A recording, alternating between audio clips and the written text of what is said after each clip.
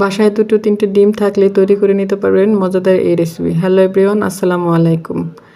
প্রথমে কড়াইতে তেল দিয়ে আপনারা যে কয়টা ডিম ভাজতে চান ভেজে রেখে দিয়ে এরপর আবার তেল দিয়ে পেঁয়াজ মরিচ ভালো করে তেলের মধ্যে কষিয়ে নেবেন। এরপর কিছুটা আদা বাটা দিয়ে দিবেন।